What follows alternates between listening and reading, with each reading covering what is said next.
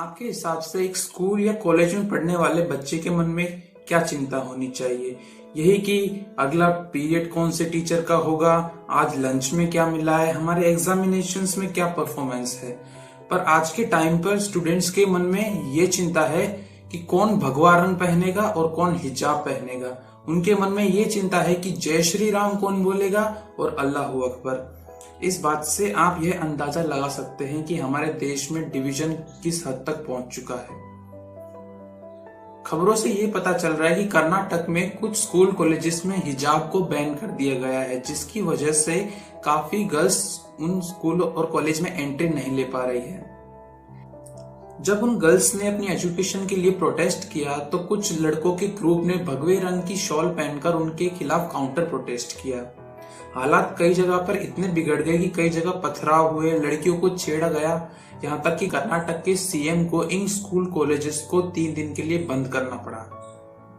ये जो भी कुछ हुआ बहुत ही ज्यादा शर्मनाक था और इस मुद्दे की गहराई को समझने के लिए हमें इसकी जड़ तक जाना पड़ेगा। And the authorities in the state have closed all high schools and colleges for 3 days.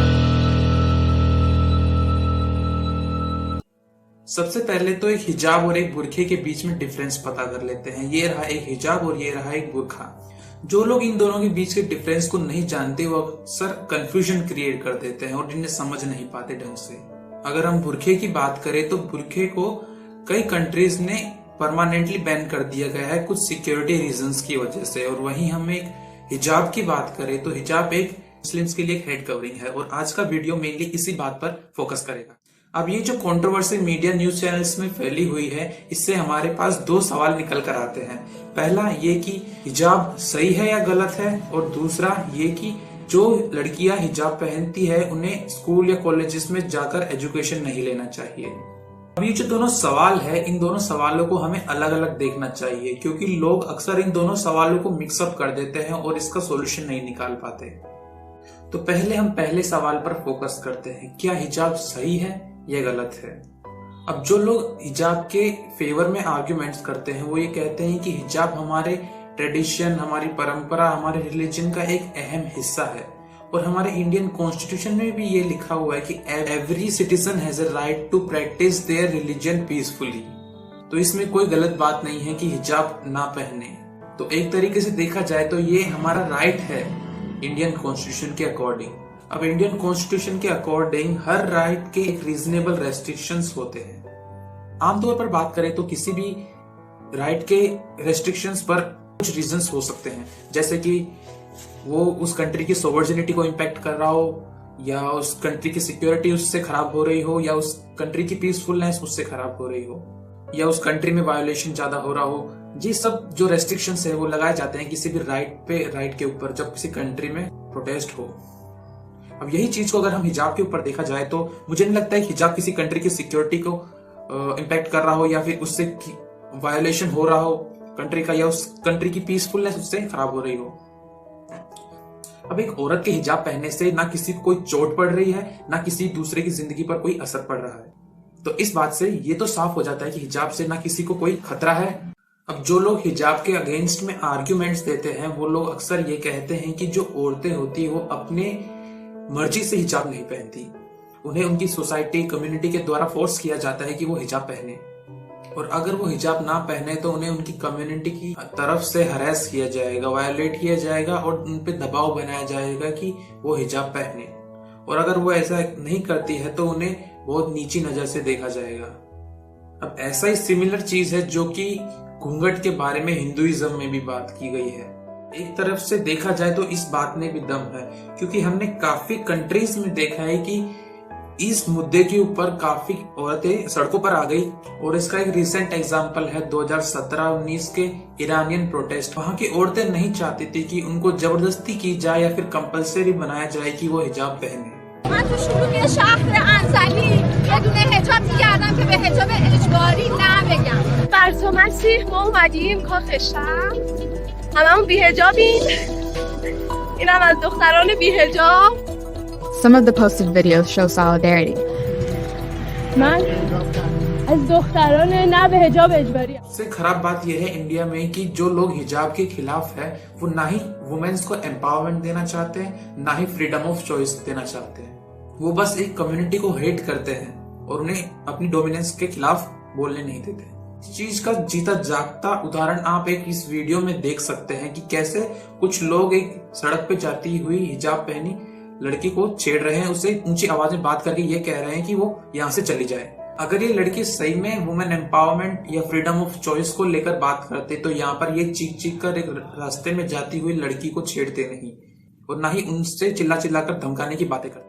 Arusha Parvez जो कि एक कश्मीरी स्टूडेंट है जिनको ऑनलाइन ट्रोल किया जा रहा था ये कहकर कि उन्होंने हिजाब नहीं पहना एक सेलिब्रेशन के टाइम पर जो कि उनकी क्लास 12th में टॉप करने के लिए रखा गया था. उनका ये मानना है कि वो एक हमें बिलीव करती है और इस्लामिक प्रिंसिपल्स को भी फॉलो करती है और उनका ये कहना है कि उन्हें एक अच्छा मुस्लिम बनने के लिए कोई हिजाब पहनने की ज़रूरत नहीं है. दूसरी तरफ देखा जाए तो नदाल अहमद एक 21 वर्षीय महिला है जो कि ये कहती है कि हिजाब उनके लिए एक रिमाइंडर है अल्लाह में बिलीव रखने के लिए और इससे उनका कॉन्फिडेंस और स्ट्रेंथ दोनों बढ़ता है. पर प्रॉब्लम तब आती है जब महिलाओं से ये कह दिया जाता है कि आप हिजाब पहने या नहीं वो आपकी मर्जी है. रिलीजियस रूल बना दिया जाता है जिसके कारण उन्हें ये फॉलो करना पड़ता है. जैसे ये एक मुस्लिम क्लैरिक है जो कि कहते हैं महिलाओं के लिए हिजाब पहनना एक मैंडेटरी है और वो इसलिए करे ताकि वो अपने आप को एक जिन से बचा सके. This is something very, very common. I had a case where a jinn had possessed a sister. She was waiting at the bus stop and the jinn fell in love with her. अब ये theory बताना इसलिए जरूरी है ताकि महिलाओं को जिन से बचाया जाए. ये एक बच्चों की स्टोरी जैसी लगती है जिसमें पेरेंट्स कहते हैं कि हम बच्चों को बोलेंगे कि ये मत करो नहीं तो भूत आ जाएगा. बच्चों को ऐसी कहानियां इसलिए बताई जाती है ताकि वो चीज करे जो पेरेंट्स चाहते हैं और उनके अंडर में आ जाए. और ये इमाम शायद वही तरकीब अपना रहे हैं. जैसे कि ये वीडियो जो कि ट्विटर पे बहुत ज़्यादा वायरल हो रहा है ये कोई नई बात नहीं है देखने के लिए, जिसमें एक पिता कहते हैं एक टीचर से कि उनके लिए हिजाब ज़्यादा इम्पोर्टेंट है स्कूल से. जैसे कि देखा जाए कि कई महिलाओं के लिए चॉइस है और कई महिलाओं के लिए चॉइस नहीं कि वो हिजाब पहने या ना पहने. दूसरा आर्ग्यूमेंट दिया जाता है कि हिजाब एक पैट्रियार्की का सिंबल है, यानी कि ये एक महिला के खिलाफ चीज है. अगर आप यही बात किसी मुस्लिम मैन को कहेंगे तो वो ये आर्ग्यूमेंट करेंगे कि ये तो उनकी सेफ्टी के लिए ही है वुमेन्स की. और अगर ये बात नहीं कहेंगे तो वो वही बात वापस दोहराएंगे कि वो हिजाब पहनना एक वुमेन की खुद की चॉइस है, वो पहनना चाहती है इसलिए वो हिजाब पहनती है.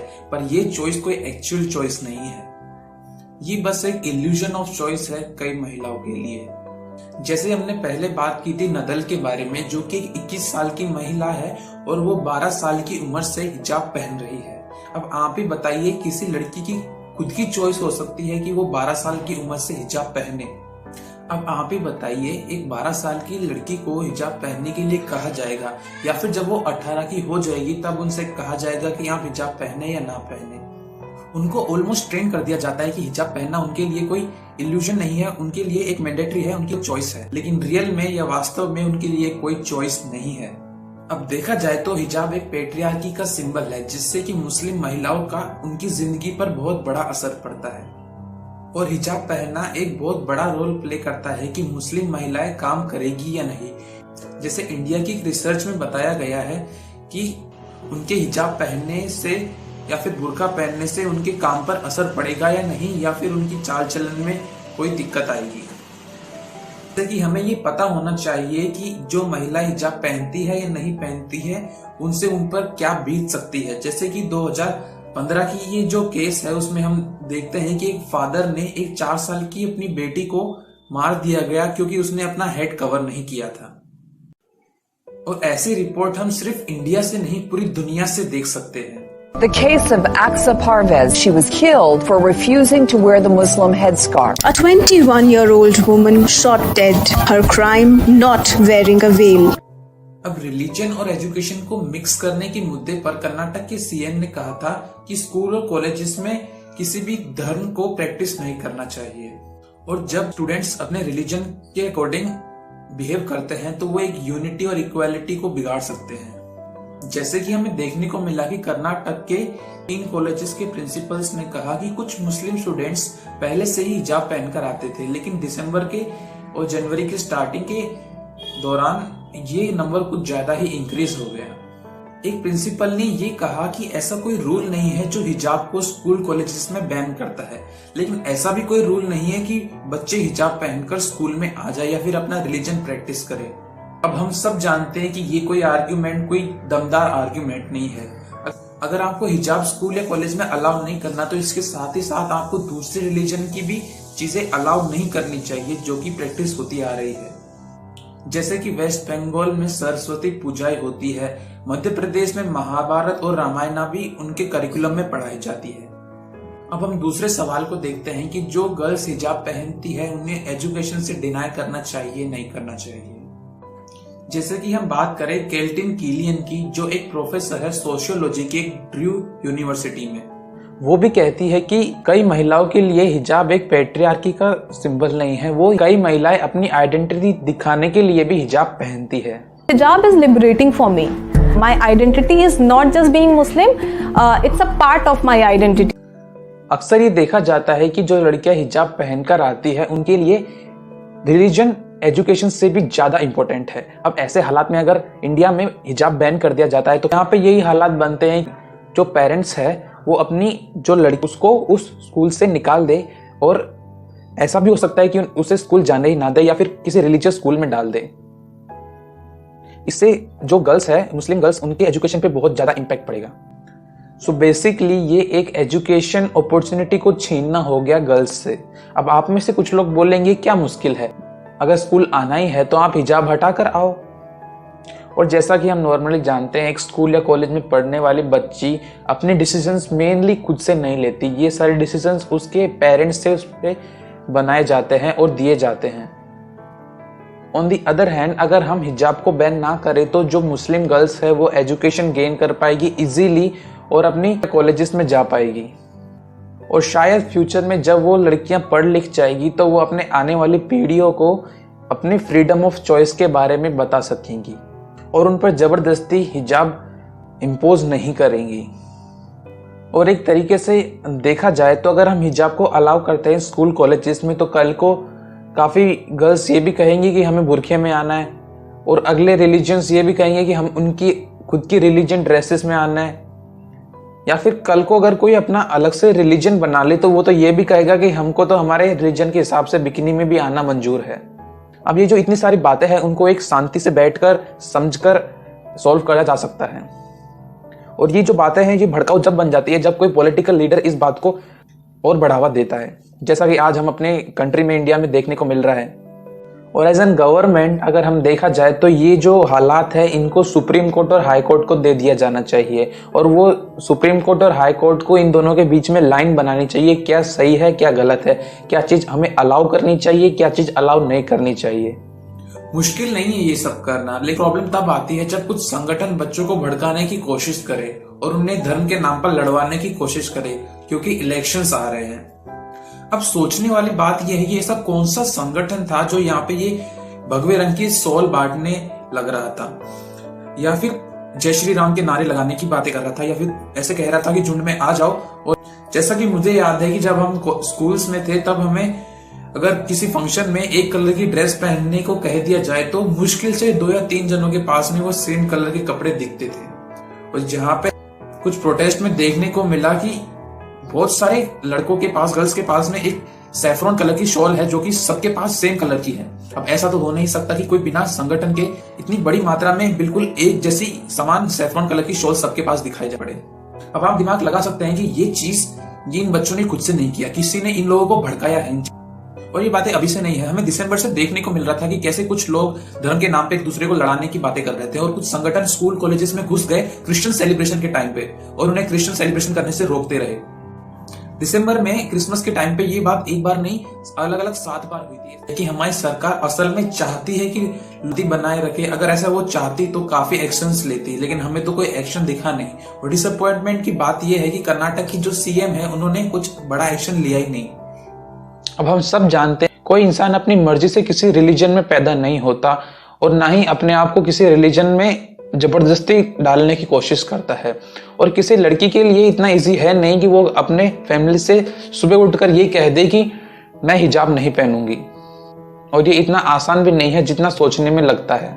लेकिन एज पॉलिटिक्स हम देखें तो कुछ लोगों के लिए बस ये एक मुद्दा बन गया कि एक दूसरे के धर्म पर कीचड़ उछाले। अब अगर गवर्नमेंट इन चीजों को शांत करना जानती तो इसके काफी और भी तरीके थे।